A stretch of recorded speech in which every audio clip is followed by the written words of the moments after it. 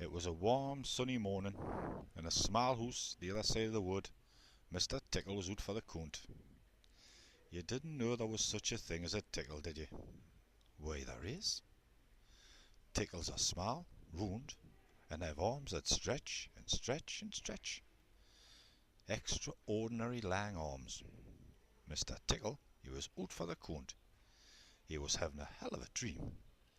It must have been a very funny dream, because it made him laugh out loud, and then woke him up.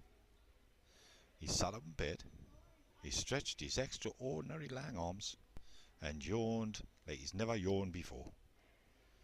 Mr. Tickle felt starving, so you know what he did?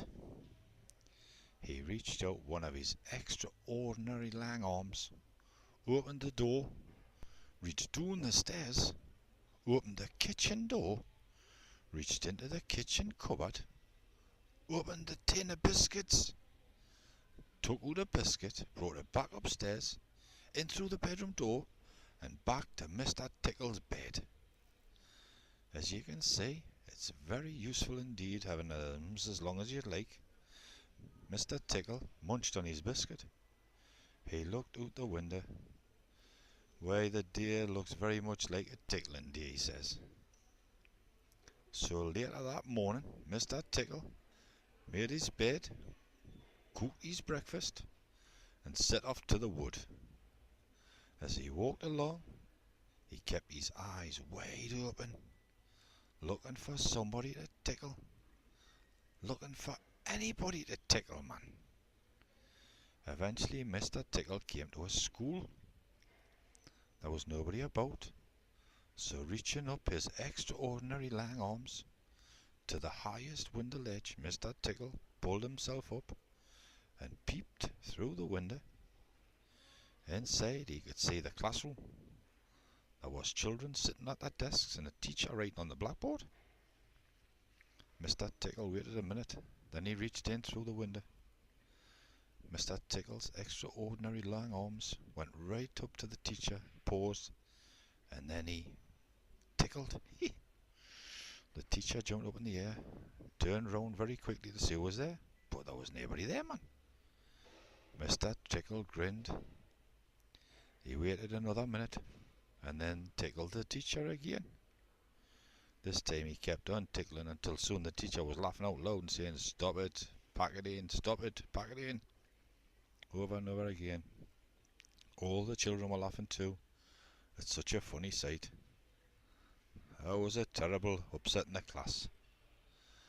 Eventually Mr. Tickle thought he had had enough fun, so he gave this teacher one more tickle for luck, and then very quietly brought his arms back through the open window.